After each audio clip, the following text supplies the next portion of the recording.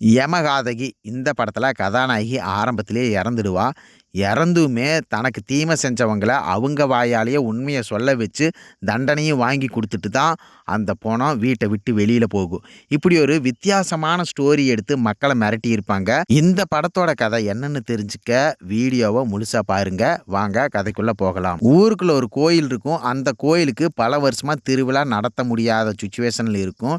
அந்த திருவிழாவை இந்த வருஷம் நடத்தியே ஆகணும்னு ஊர் மக்கள் தலைவர்கிட்ட முறையிட, தலைவரும் கோயிலுக்கு ஒரு தர்மகர்த்தாவை நிர்ணயிச்சு இந்த ஒரு வாரத்துக்குள்ள கோயில் திருவிழாவை நீ நடத்தியே தீரணும்னு கட்டளையிடுவாரு. தர்மகர்த்தாவும் இந்த கோயில் திருவிழாவை ஒரு வாரத்துக்குள்ள ஜாம்னு நடத்திடுறேன்னு மக்கள்கிட்ட வாக்கு கொடுத்துருவான். தலைவர் பையன் கோயில் இருந்த நகையை திருடி சேட்டுக்கிட்ட அடகு வச்சு பிஸ்னஸ் பண்ணி லாஸ் பண்ணிடுவான்.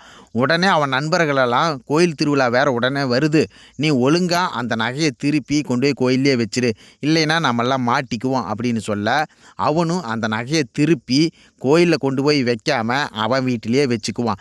ஏன்னா இப்போ கொண்டு போய் வச்சா நம்ம மாட்டிக்குவோம், கடைசி நேரத்தில் திருவிழா சமயத்தில் நம்ம கொண்டு போய் கோயிலுக்குள்ளே வச்சிடலாம் அப்படின்ட்டு அவன் வீட்டிலேயே ஒரு ரூமுக்குள்ளே வச்சு பூட்டி வச்சுடுவான். தலைவரோட பொண்ணுக்கு அதே கேஸ்ட்டை சேர்ந்தவன் ஒரு லவ் டார்ச்சர் பண்ணிட்டு இருப்பான். இதை தலைவரோட சொந்தக்காரங்க பார்த்துருவாங்க. உன்னோட பொண்ணு ஒரு பையனை லவ் பண்ணிட்டு இருக்கான் அப்படின்னு தப்பாக சொல்லி வச்சதுனால தலைவர் கோவப்பட்டு பொண்ணை அடிக்க பொண்ணு சூசைட் பண்ணிக்குவா. தலைவரோட பையன், அப்பா இவ சூசைட் பண்ணிக்கிட்டது ஊருக்கே தெரிஞ்சதுன்னா தப்பான கதை கட்டிடுவாங்க, நம்மளோட மானத்தையும் கப்பலில் ஏற்றிடுவாங்க, தயவு செஞ்சு இது போலீஸ் கேஸுன்னு போகாமல் நாமளே இன்னைக்கு சாயங்காலத்துக்குள்ளே பணத்தை எடுத்து எரிச்சிடலாம் அப்படின்னு அவங்க அப்பாட்ட சொல்ல, தலைவரும் சரின்னு சொல்லிடுவான். ஆனால் அன்னைக்கு சாயங்காலம் பணத்தை எடுக்கலான்னு போகும்போது பணத்தை எடுக்கவே முடியாது. அது வெயிட்டு கூடிக்கிட்டே போகும், அதை யாராலையும் தூக்க முடியாது. மக்கள் எல்லாம் பயந்துக்கிட்டு உங்கள் பொண்ணுக்கு நிறைவேறாத ஆசை இருந்திருக்கு, அதனால தான் பணத்தை தூக்க முடியல, வீட்டை விட்டு வெளியில் வர மாட்டேங்குது, தயவு செஞ்சு அது என்னென்னு கண்டுபிடிச்சி அதை நிறைவேற்றுங்க, அப்போ தான் வெளியில் வரணும் ஊர் மக்கள்லாம் சொல்ல, உடனே அவளுக்கு தேவையான நகை நட்டு பாத்திரம் ட்ரெஸ்ஸு சாப்பாடு அப்படின்னு எல்லாமே முன்னாடி வச்சு, தாயி வீட்டை விட்டு வெளியில் வந்துரு அப்படின்னு சொல்லிட்டு பணத்தை தூக்குவாங்க. அப்போவும் அந்த பணம் வெளியில் வராது. மீண்டும் ஊர் மக்கள்லாம் இது பிரச்சனை கிடையாது, வேறு ஏதோ பிரச்சனை நடந்திருக்கு, அது என்னன்னு கண்டுபிடிச்சாதான் இந்த பணம் வெளியில் வரும் அப்படின்னு சொல்ல, இவ லவ் பண்ணினதை ஒருத்தன் அவங்க அப்பங்கிட்ட போய் சொல்லியிருப்பான் இல்லையா, அவன் உடனே ஒடியாந்து தாயி என்னை மன்னிச்சிக்கோ, நீ லவ் பண்ணிட்ட அப்படின்னு உங்கள் அப்பாட்ட நான் தான் சொன்னேன் அப்படின்னு உண்மையை ஒத்துக்குவான். சரி இதுதான் அந்த பிரச்சனை அப்படின்னு சொல்லிட்டு பணத்தை தூக்குவாங்க. அப்போவும் தூக்க முடியாது. இப்போ ஒருத்தன் அதே கேஸ்ட்டை சார்ந்தவன் லவ் டார்ச்சர் பண்ணிட்டு இருப்பான்.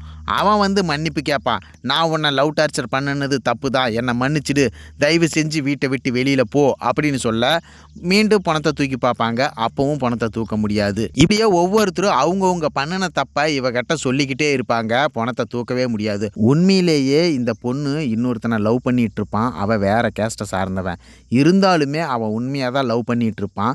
ரெண்டு பேருக்கும் சின்ன சண்டை வரும். அந்த சண்டைனால தான் இவன் இறந்துட்டான் அப்படின்னு அவன் நினச்சிக்கிட்டு மன்னிப்பு கேட்பான்.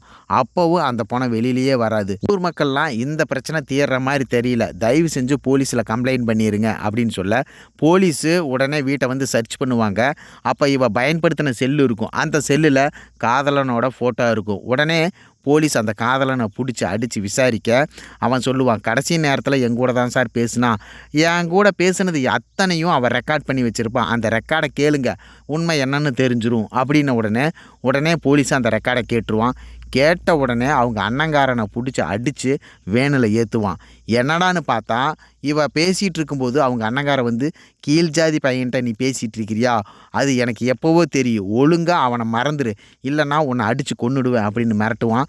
அதுக்கு அவ இருந்துக்கிட்டு, நீயும் தான் கோயில் நகையை திருடி வச்சிருக்கிற, எனக்கு தெரியாதுன்னு நினைக்கிறியா, நீ அமைதியாரு, இல்லைன்னா நான் ஊர் மக்கள்கிட்ட சொல்லி வச்சு உன்னை மாட்டி விட்டுருவேன் அப்படின்னு சொல்ல, அவனுக்கு கோபம் ஓங்கி கன்னத்தில் அரிஞ்சு கழுத்துலேயே காலை வச்சு அமுத்தி அவளை கொன்னுடுவான். இதை தெரிஞ்சுக்கிட்ட போலீஸ் அவங்க அண்ணங்காரனை அரெஸ்ட் பண்ணிடுவாங்க. ஊர் மக்களெல்லாம், ஓ இந்த கோயில் நகையை திருட்ட கண்டுபிடிக்கிறக்காகத்தான் இந்த பொண்ணு வீட்டை விட்டு வெளியில் போகாமல் இருந்திருக்கா, இவ யமகாதகி இல்லை, நம்மளுக்கெல்லாம் குலதெய்வம் அப்படின்னு கையெடுத்து கும்பிடுவாங்க. அப்புறம்தான் அந்த பணத்தை தூக்கும்போது பணம் தானாக வெளியில் போகும். இப்படி யார் தப்பு பண்ணாலும் அவங்கள பயமுறுத்தி அவங்க வாயாலேயே உண்மையை சொல்ல வச்சு தண்டனையும் வாங்கி கொடுத்துருக்கா, இவ தான் உண்மையான யமகாதகி அப்படின்னு மக்கள் எல்லாம் கையெடுத்து கும்பிடுவாங்க. தான் ஒன்று நினச்சிட்டான், அதை செத்தா கொடுத்தாலும் அதை நடத்தியே தீருவேன் அப்படின்னு பிடிவாதமாக இருக்கிறவங்களுக்கு பேர் தான் யமகாதகி யமகாதகன். இந்த படத்துல இருந்து ஒருத்தன் தப்பு பண்ணுனான்னா அவன் ஏதோ ஒன்றுக்கு பயந்து அவனே உண்மையை வந்து சொல்லிடுவான். அது வரைக்கும் நம்ம பொறுத்து இருந்தா போதும் அப்படின்னு வித்தியாசமான ஒரு கதையை சொல்லியிருப்பாங்க. இந்த கதை பார்வையாளர்களை மிரட்டி இருக்கு. இந்த கதை பிடிச்சிருந்ததுன்னா நம்ம சேனலை லைக் பண்ணி சப்ஸ்கிரைப் பண்ணிக்கோங்க. நான் வேற ஒரு கதையோடு உங்களை சந்திக்கிறேன். நன்றி, வணக்கம், டாடா, பாய் பாய்.